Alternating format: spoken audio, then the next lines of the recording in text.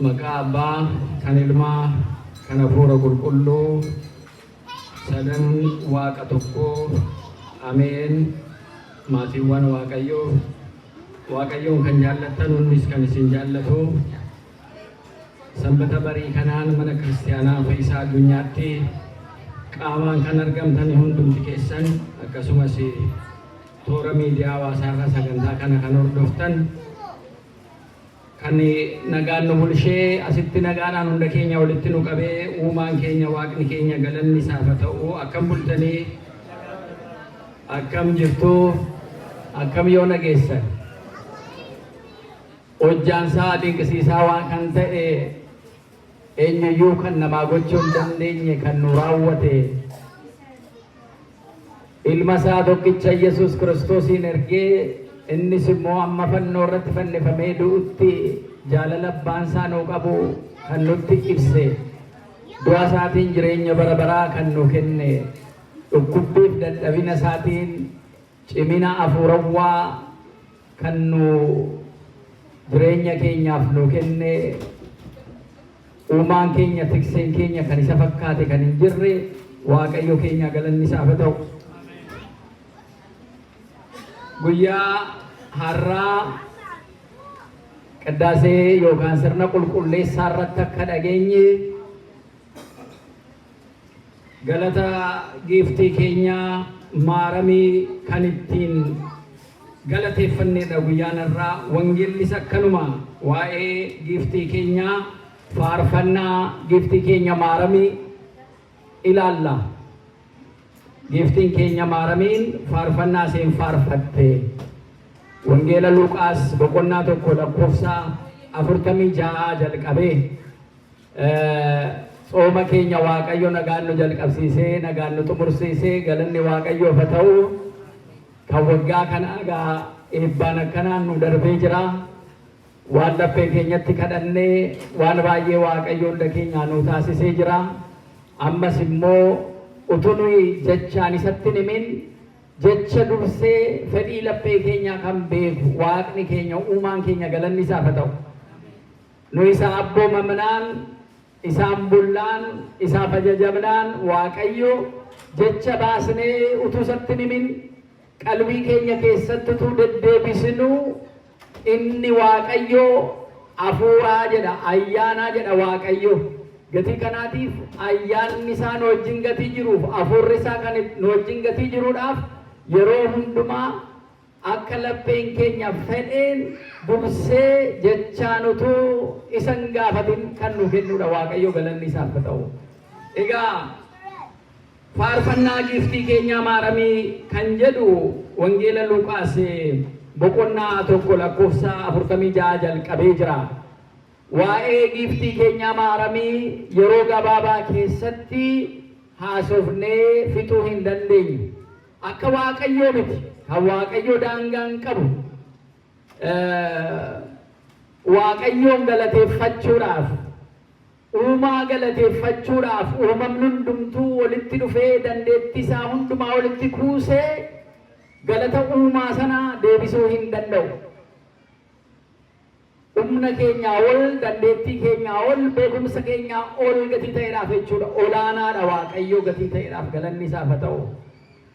Kan Waaqayyoo kabajni isaa waaqeffamuun isaa akkuma jirutti ta'eetu kan isaatti bu'amu amma nuu danda'ame akkuma nama bishaan yaa'u budduffatee dhuguu isuma yaa'u sanarraa dhugaa deemna. Dhaloonni dhufu irraa dhugaa deema malee galanni isaa akka galaanaa isa yaa'uudha jechuudha. Galanni Waaqayyo eessarraa maddaa yoo jettan inni jalqabaa maddi galata Waaqayyo inni jalqabaa waaqummaadhuma isaa sanarraa madda. Inni jalqabaa galanni Waaqayyo waaqummaadhuma isaa sanarraa madda. Inni lammaffoo uumama isaarraa madda. Uumama isaa keessaa inni tokko immoo ijoollee Addaam nuyi jechuudha, ilma namaa jechuudha. Ilmi namaas Waaqayyoon galateeffata. Nu duwwaatu uumama keessaa galateeffataa yoo jennee nu duwwaa miti. Simbirroon illee utuu namni hin dammaqiin ganamaan kaatee nama dammaqsiti. Waaqa ishee galateeffachaa ala aduun ifu ganamaa jechuudha. afaan simbiraa yoo beenne galatarra jirti jechuudha. Jarri bosona keessa jiraatanu sin galateeffatu, jarri galaana keessa jiraatanu sin galateeffatu, jarri balali'anu sin galateeffatu. Afaan isaanii hin beeknu garuu uumaan isaanii jara beeka. In dhaga'as. Kanaaf galanni uumama keessaa Waaqayyoodhaaf dhiyaataa, akkasumas immoo akka namaatti nama waan gaarii namaa godhe hin galateeffanna miti. Namni waan gaarii ala godhu sin galateeffanna. Kun amma kan akkaataa Waaqayyootti hin galateeffannuudhaafi nama waan gaarii taasise, nu taasise, saba isaatiif taasise, biyya isaatiif taasise, galanni isaa malaa jennee isa galateeffannu sun akka Waaqayyoon galateeffannu sanatti miti jechuudha. Gana kabajni sun kan namichaa ta'uu silaa waan ati nu goote waan gaarii nu goote gammachuu nutti dhaga'ameeni nu immoo jennee galatoomi jennee galateeffannaa jechuudha. Kan Waaqayyo immoo yaa Waaqayyo nu uumtee galatoomii jenna adda jechuudha. Kun namas galateeffachuun barbaachisaa. Nama dadhabee galateeffachuun, nama waan gaarii nu godhe, nama biyya isaatii waan gaarii godhe, saba isaatii waan gaarii godhe, tokkoon keenya waan gaarii godhe galatoomi jedhanii galateeffachuun gaariidha, barbaachisaadhas. Akka namichi sun waan gaarii sana itti fufee hojjetu taasisa. Galanni Waaqa sin galateeffannaa, nama sin galateeffannaa la jennu jechichayyuu fayyadamuu keenyatu wal fakkeesse malee garuu qaboon galata sanaa tokko miti jechuudha, adda adda. Akkasuma amantaa Ortodoksii keessatti qulqulloota galateeffanna. Waaqayyoon galateeffannee waaqeffannee galateeffanna. Hin waaqeffanna. Waaqeffachuun kan Waaqayyoo duwwaadhaaf ta'uudha. Isa waaqeffannu sana galateeffanna. Achi immoo ergamoota Waaqayyoo jara Waaqa biraa immoo dhufanii ergamanii nu tajaajilanus hin galateeffanna. Hin waaqeffannu garuu kana saddaan baasnee ilaala. Giftii keenya dubaroo maaramii hin galateeffanna, hin kabajna, hin waaqeffannu garuu jechuudha. Kan waaqeffannu eenyuuni? Eenyuun waaqeffanna? Addaan baasnee ilaalu Waaqayyoodhaan waaqeffanna nu. Isa booda immoo kan Waaqayyoon filate, kan Waaqayyoon kan kooti jedhaan jedhe, jarris ayyaana isaanii ayyaana Waaqayyootiin tokko taasifatanii deemuudhaaf jireenya isaanii keessatti Waaqayyoon jara filatanii karaa Waaqayyoo irra deeman, qulqulloota Waaqayyoo, dhuga ba'oota Waaqayyoo, kan Waaqayyoo jara filate kabaja kenninaaf jechuudha. Inni kun Waaqa kan hinaafsisu miti. Namoonni tokko ala jechootni wal fakkaatan Waaqa si Waaqa hin galateeffattu, nama si hin galateeffattu jedhu. Waaqa waaqummaa isaa uumaa isaatiin galateeffanna. Kan isaa galanni isaa digriin galata isaa wal kan ka'eedha jechuudha. Eenyu wajjinuu kan wal hin fakkaanneedha jechuudha. Jechi keenya ibsuu ala dadhabu jecha beeknu kooman wardii isa jedhamu sanaan dabarsuu dandeenya, ibsuu dandeenya ta'a. Gatii waan ittiin galateeffannu gatii qabneef kan Waaqayyoo garuu adda jechuudha akka waaqummaa isaatti. Qulqulloota immoo akka qulqullummaa isaaniitti kan Waaqayyo isiniin filatee jenneetu gifti keenya maaramii amma hin galateeffanna. Yaa haadha gooftaa keenyaa Yesuus Kiristoos galanni siif haa ta'u jennaan. Waaqa seen jechaan jiru garuu Yesuus Kiristoosin kan nuu deesse. Inni mul'anne sadan abbaa ilma hafuura qulqulluu keessaa teessoo hafuura qulqulluu kan taate Yesuus Kiristoos ilmi sirraa kan dhalate ati dubartoota keessaa addaa jennaan. Qulqulluu Gabri'eeliinis gifti keenya maaramiidhaan kanuma jedhe. Qulqulleetti Elsaabeetis hafuura qulqulluudhaan guutamtee kanuma jette. Eega Gabri'eel isee galateeffatee iseedhaan gammadee jedheeni nuyis gammadi jennaan jechuudha. Eega Elsaabeet ati dubartoota keessaa adda kan taate yaa haadha gooftaa gootii gara kootti dhufuun haati gooftaa koo akkam naa mala ana garbittitti gara kee dhufuu mala malee gaafa sen jettee kisoominaan of gadi qabdee kabaja gifti keenya ammoo dhiyeessitu nuyis immoo akka Elsaabeet qulqulleettii hafuura guutuu hafuura Waaqayyoodhaan kan guutamte gatii taateedhaaf jira akka kanaa fakkeenya godhannee nuyis yaa maaramii haadha gooftaa keenyaa galatoomii jennaan jechuudha. Iseenoo giftiin keenya Maariyaam eenyuun galateeffatti? Iseen eenyuun galateeffatti ala jennu Waaqa see galateeffatti. Uumaa see galateeffatti. Kan isee irratti waan raajii taasise sana galateeffatti giftii keenya Maaramiin. Kanaafuu namoonni tokko tokko eega giftiin keenya Waaqa galateeffattee nuyi maaliif isee galateeffanna? Asaseen galateeffatte Waaqa sanan galateeffannuyi kan jedhan jiru. Eeyyee Waaqa keenya sana uume galateeffannaa sirriidha. Barbaachisaadha. Fakkeenya sin qabu galanni inni sun jechuudha. Galatni waan ta'e waaqeffannaadha. Situ nu uume yaa Waaqayyo jennee isa waaqeffanna. Isaa gadittoo giftii keenya Maaramiin hojii dinqisiisaa Waaqayyo isee irratti hojjeteetii isee galateeffanna jechuudha. Haadha gooftaa keenya Yesuus Kiristoos. Numtillee namoota kaanirraa Waaqayyo anaan adda godhee na filate waan ani itti madde waa tokko naan hambisnee yeroo yeroodhaan Waaqayyo yaada koo naa guutaa, kadhannaa koo naa guutaa, mana koo naa guutaa, jireenya koo naa guutaa, hafuura koo naa guuta jennee Waaqayyoon galateeffannaa miti. Namnis immoo iseen mana Waaqayyootti deddeebiti nama hafuurawwaadhaan nuun jedha. Inni mana Waaqayyootti deebi'aa nama hafuurawwaadhaan nama Waaqayyootiin nuun jedha. Gatii kana Waaqa isa waamnu sanaa jennee nu illee kabaja argannaa jechuudha maatiiwwan Waaqayyoo kabaja arganna. Waaqa sanarraa kan madde simboo Waaqayyoon nu kenneen iyyuu nu illee kabaja arganna jechuudha. Kun barbaachisaadha. Maqaa isaatiin kan arganneera jechuudha. Gatii kanaaf giftiin keenya Maaramiin ergamaa qulqulluu Gabreeliin ani Waaqayyo fuulduree teessoo isaa fuulduree taa'ee dhaabbadhee kan inni isa tajaajiluudha jedhe ala misraachoo fidee dhufe sana. Wangeela Luqaas boqonnaa tokko irratti dubbisna. Ani Waaqa fuulduree dhaabbadhee isa galateeffadha. Kiruubeel Suraafeel qulqulluu qulqulluu qulqulluu jedhanii boqota tokko malee isa galateeffatu. Waaqayyoon galateeffatamanii ala ergamoonni Waaqayyoo gara namoota Waaqayyoon sodaatanii naannoo isaanii buusataniitu eeguu jedha galanni Waaqayyoof haa ta'u. Faarfannaa Daawit 33 irratti ergamoonni Waaqayyoo namoota Waaqayyoon sodaatan naannoo isaanii bu'anii buufatanii eeguu in tiksu in eeguu jedha. Fayyisa addunyaa Waaqatu nu eegaa jira. Maatiiwwan kiristaanaa maatiiwwan fayyisa addunyaa Waaqatu ergamaa isaatiin naannoo keenya ija fooniitiin ilaaluu hin dandeenyu malee nu eegaa jira. Kallattii baay'eedhaan kanaaf ergamoota Waaqayyoo galateeffanna Waaqa biraa kan dhuftanii nu eeddanii jennee galata galchinaaf Waaqayyoon hin waaqeffannaa jaraaf galata galchina. Jara kana immoo in kabajna in waaqeffannu jara. Giftiin keenya Maaramiin namoonni tokko tokko gaafa galata see dhaga'an maali galanne mana ga'u akkamitti see dhaamalaa kan jedhan jiru.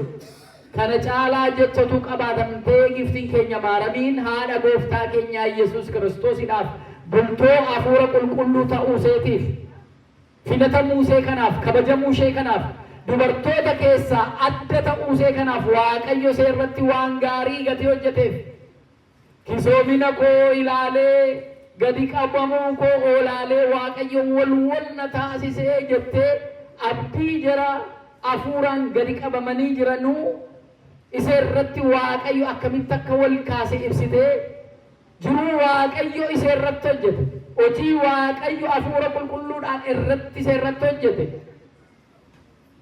isa kana dinqisiifattee galateeffattee maal jettee garaan koo gooftaa koo hoqubaa dhiyeessaa fi garaan koo gooftaa koo hoquba dhiyeessaaf hafuurri koo Waaqayyoo fayyisaa kootiif ni ililchaa jette. Giftiin keenya Maaramiin in ililchaa Waaqa kootiif in ililchaa haadha gooftaa jedhamtee jirti ilaala. Garuu ammallee of hin qabdu walii of hin qabdu. Biyya kanarratti addunyaa kanarratti haatonni ilmi isaanii mootii ta'e akkamitti akka kabajamanii jiran laalla. Giftiin keenya Maariyaamiin garuu kisoominaan yeroo hundumaa fakkeenya dhalootaa taateetu jiraatti. abbaa Hiriyaaqoos kanaaf isee galateeffata. Abbaa Efreem kanaaf isee galateeffata. Jarri qulqulloonni duraanii Kiristinnaan kun akka Kiristoos irraa gad bu'ee qormaata baay'ee keessa eega galee booda qoramee Kiristinnaan kun addunyaarra faca'ee amantiin kun babal'ate abbootiin ala sanaa rakkina sana hunda keessa darbanii beekumsa duwwaa utuu hin ta'in jireenya fuurannaadhaanis fakkeenya ta'anii kan darban fakkeenya ta'anii darbuu duwwaa miti waan Waaqayyo itti mul'ise barreessanii dhaloota dhufuufis kan dabarsan kan jarri nutti himanu galanni qulqullootaaf akka galu galanni giiftii keenyaafis akka galuudha. Kanaafiyyuu isee kabajanna jechuudha. Haadha gooftaa jennee kanaafiyyuu isee kabajannaa jechuudha. Jireenya keenya keessatti karaa qulqulloonni irra deemanirra ala deemnu nuyis illee eebba san argannaa jechuudha. Giiftiin keenya Maariyaamiin gooftaa kootiif nan ililshaa uquba nan galshaa fi maaliif inni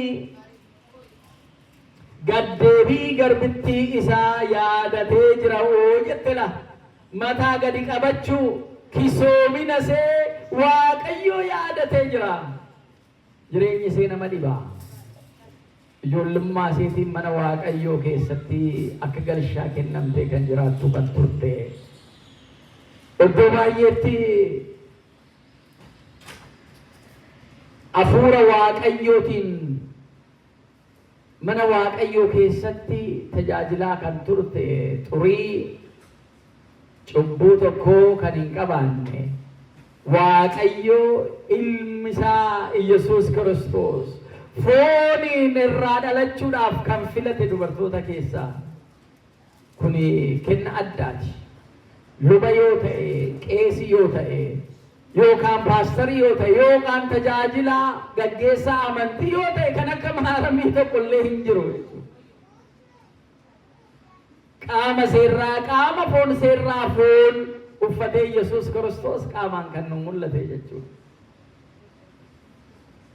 Gatii kanaatiif haadha gooftaa koo jennee see kabajna, see dhimmoo Waaqa see kabaj gaddeebi'uu yookaan tuffatamuu kisoomina garbitti isaa tajaajiltuu isaa hin daganne jetteetu jechuudha. Maatiiwwan Waaqayyoo mana Waaqayyoo keessatti ala deddeebinu addunyaa keessatti bakka hojii keenyaatti aangoo guddaa qabaachuu dandeenya ta'a.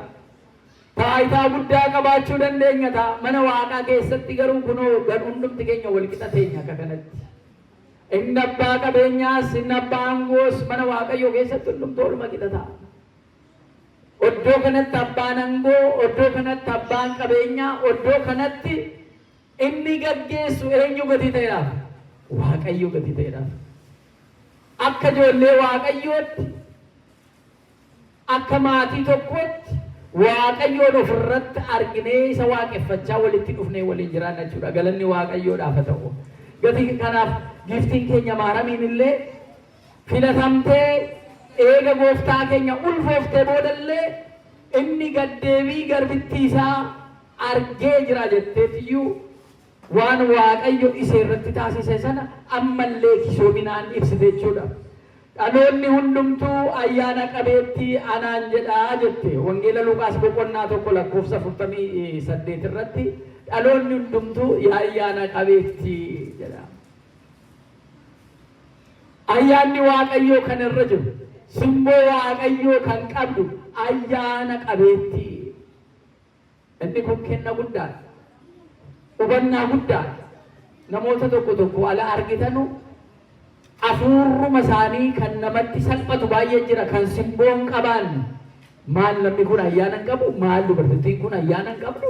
Maal akkuma qilleensaa dhiyootii kan jedhaman simboon waa tokko kan irra hin jirre jara keenya. Tokko immoo umurii isaatiin miti simboo kan qabutu immoo jira.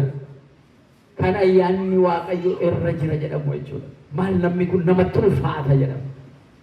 Namni kun namatti ulfaata simboo qaba namni kun iyyuu jedhama. Aadaa keenya keessallee jechuudha. Maaliif?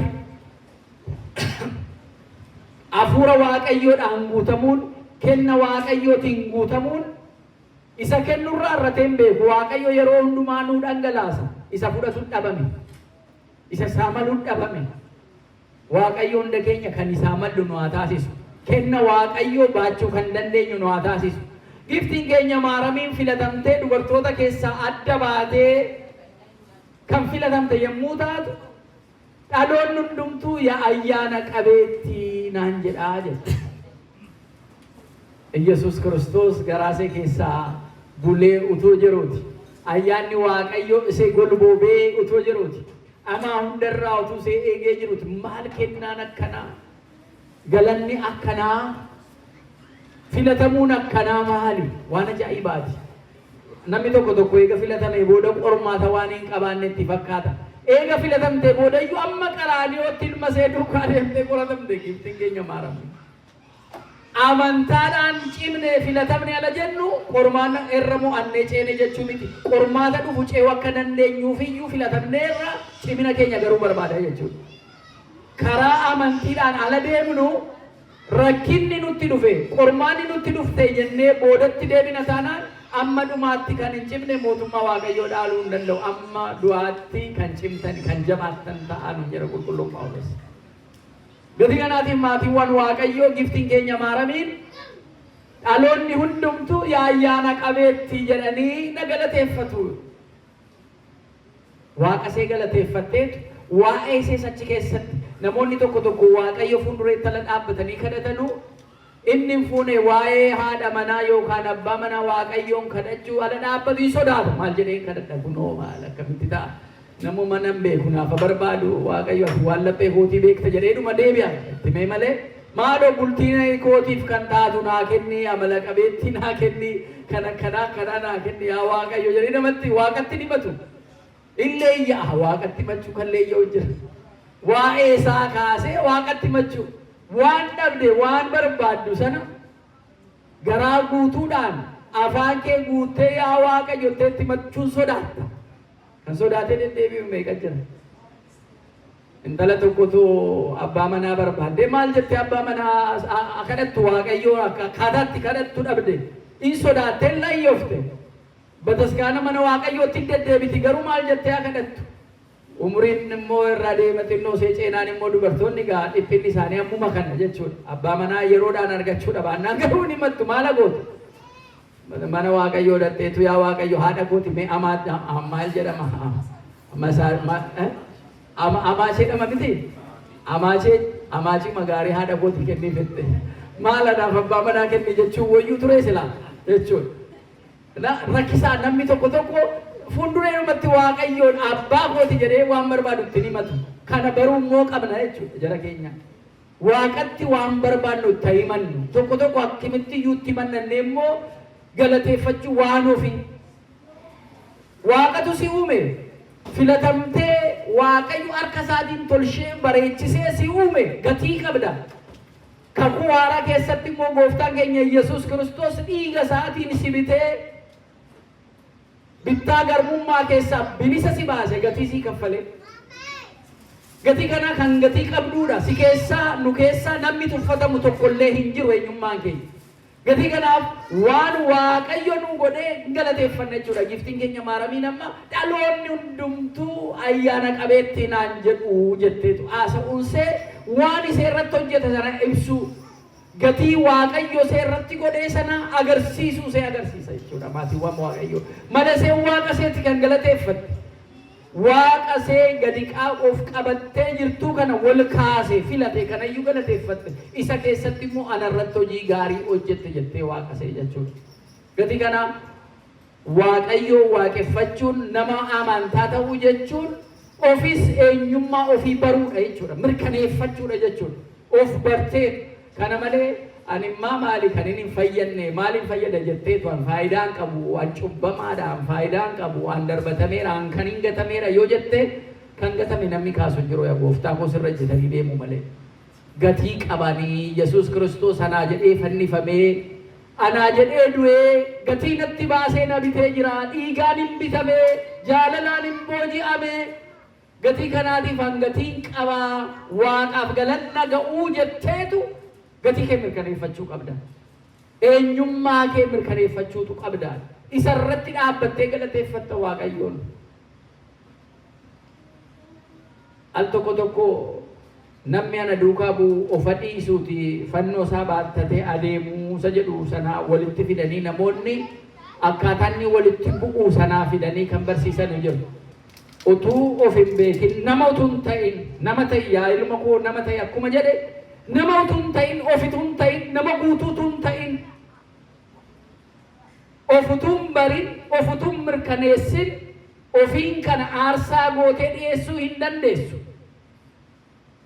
Xuraa'uu danda'a, cubbuu hojjechuu danda'a, guutuu yaada guutuu ta'uu danda'a, simboo ayyaanni isaa jalaa kan jeeqame ta'uu danda'a. Maatiiwwan Waaqayyo eenyummaan keessan garuu gara fuulduree gara Waaqayyoo tala dhiyaatu Waaqayyo eebbisee guutuu si taasisa galanni isaaf haa ta'u. Ofii isaatiin namni guutuu ta'e hin jiru ayyaana Waaqayyoo gargaarsa Waaqayyoodhaan malee. Tokko yoo argate tokko dhaba. Tokko yoo xinnoo see qabaate inni tokko immoo baay'isee irra darbee kan qabutu immoo jira. Gatii kana Waaqayyo bakka jirru isanni nuu taasise kana mirkaneeffachuun akka giftii keenya maaramii nu illee Waaqa keenya akkaataa ittiin galata yeroo yeroodhaan waan nurratti ta'uuf galateeffannuuf nu gargaaraa jechuudha. Giftiin keenya maaramiin dhaloonni hundumtuu yaa ayyaana qabeettii naan jedha. Waaqayyo inni danda'an Waaqayyo guddaan anaaf waan gaarii naa taasiseera jette giftiin keenya maaramiin. Waaqa see galateeffatti faarfannaan see faarsaan isee isaaf dhiyeessite yeroo biraas itti dhufneetu fixnaan dhumu inni nya'a akka dammaa minya galanni keessumaa duuka bu'oota qulqulluu Phaawulos yoo jenne Phexros faa yoo jenne jarri eega Yesuus Kiristoos jara waamee booda guddatee waggaa 30 ta'ee eega jara waamee booda isa duukaa deemanii waan inni baratu waan inni barsiisu baratanii waan inni hojjete isaaniitiin arganii tamanani. Giftiin keenya maaramiin garuu fooniin mul'achuu dhumti isaayyuu sababa taate kiyyoo akka kiyyoo isan qabamne ittiin kan qabame jaalala namaa sana kan ittiin qabame sana akka kiyyoo taate gadameessa see keessa kan bule giftiin keenya maaramiin yeroo sanaa jalqabee sagan galateeffannaa akkamii ergamoota irraa dhaga'aa turte gubbaarraa abbaaf hafuura qulqulluurraa addaan utuu hin ba'in godaafoonni uffachuu isaatiin nama ta'uu isaatiin isa gubbaatti utuu hin dabalamin achis utuu jiru addunyaa utuu nyaachisu as immoo haadha isaarraa akka daa'immanii arma utuu hodhuu kan guddate maaliin akkanaa iccitii akkamiiti maal dhaggeeffattaa ergamoonni maal sitti maa turanii amaaramee ala ilma kee hoosistu maal sitti maa turanii ala gadameessa kee keessa ture ergamoonni naannoo kee akkamitti buufatanii galateeffatu turan maal dhageessaa jennee iseerraa waan baay'ee dhaga'uu gaafanna jechuudha. Akkamitti ayyaanni Waaqayyoo si golboome ergamoonni Waaqayyo akkamittiyyuu isa gadameessa kee keessa bule jiruuf galata dhiyeessaa turanii. Elsaabeet illee ilaalaa ji'a booda giftiin keenya maaramiin gara si aladattu hafuura qulqulluudhaan guutamte yaada Waaqa koo yaada gooftaa kooti gara koo naa dhufu siif akkamitti ta'ee anaaf akkamitti naa ta'a ana garbittitti gara kee dhufuu mala malee ati akkamitti gara koo dhufta kunoo nagaati nagaafatte ala gurri koo dhaga'u ulfinni gara koo keessaa gammachuudhaan burraaqee gaggalagalee itin gammadee isa Waaqayyo biraa ergamee dhufe sitti man kan amantu ati nama Waaqayyo kan geesse ga'oodha ittiin jettee si galateeffatte jechuudha. Gatii kana maatiiwwan Waaqayyo eebba kana keessa turre torban lamman darbee eebba giftii keenya maaramii taatee Waaqayyo seerrattii fi hojii hafuura qulqulluu nama jaallachuu isaan hojjete sanarratti dhaggeeffachaa turre jechuudha. Subaa'een ni jennu torban lama guyyaa torba kudharfan tokko jechuudha. Torban lama kudharfan tokko jechuudha. Isa kana keessa turre jechuudha. Eebba argachaa turre jechuudha. Garuu eebbi kun immoo kadhannaan kun kan biyyaaf ta'u, kan uummataaf ta'u, kan addunyaa kanaaf nagaa fiduu danda'u, isa beela'e kan nyaachisu, isa dheebote kan obaasu, isa qullaattafe kan daara baasu, kan walittiin gargaaru. Kan nu kubsate kan ittiin gaafannu kan isa hidhamee jiru hiiksifannu isa Waaqayyo jaallatus ala ta'u biyyaafis gaariidha jechuudha. Eebba jechuudha. Isa amanu duwwaadhaaf miti isa hin amanneef illee taateen nuyi jireenya furawwaadhaan hojjennu akka nama urgooftuu ofitti dibee ala ofitti facaasee namoota naannoo isaa sana funyaanitti akka urgaa'u wanti gaarii nu hojjennu immoo namoota kaan addunyaa keessa jiran nutti urgaa'uu qaba. Ifni nuyi amantaadhaan ibsinu namoota naannoo keenya dukkana keessa hojii cubbuu keessa jiran nutti ibsuu qaba. Kana ta'uu dhabaannaan ibsuu hin danda'u taanaan ifaa kan ta'e Yesuus Kiristoos duukaa bu'uun keenya barattoota isaatii fi hordoftoota isaa ta'uun keenya maaliin agarsiifama reenuun jedhee qeeqamnaa jechuudha. Gatii kana ibsaa ibsamee gombifamni itti gombifamee utuu hin ta'in ibsaa ibsamee wal kaasamee kaa'amee hundaaf ibsu akka taanuudhaaf isin ibsa addunyaa kanaati kan nuun jedheef kanaaf jechuudha. Gatii kana galata giftii keenya maaramii keessatti kan hubannu gocha Waaqayyo nuu taasiseedha jechuudha inni guddaan. Tokko lama sadii jennee barnoota achirraa galata see keessaa fudhannu baay'ee jira. Yeroo biraatitti dhufna sa'aatiin nu daangeessa gatii ta'eedhaaf maatiiwwan Waaqayyoo gatii kanaatiitiif eebba kanaaf waamamnee eebba argannee jirra. Bakka manni amantii Ortodoksii jiru hundumatti kadhannaan yeroo kanaa karaa giftii keenyaa eebba arganne kun kan biyyaaf nuu ta'u kan saba keenyaaf nuu ta'u kan tokkummaa saba keenyaa nu cimsu jijjiirama jireenya furawwaa hunda keenyaa kan nu fidu Waaqayyo nuuf taasisu tokkummaa keenya sitti akka mana isaatti walitti nu qabee lakkoofsa utuu hin irratiin Saraatsiyoon isee jedhamte mootummaa Waaqayyo samii irra jirutti hunda keenya walitti nu haa qabu. Kan kakaasee nu jalqabsiisee nu xumursiisee Abbaa Ilma Hafuura Qulqulluudhaaf galanni haa ta'u.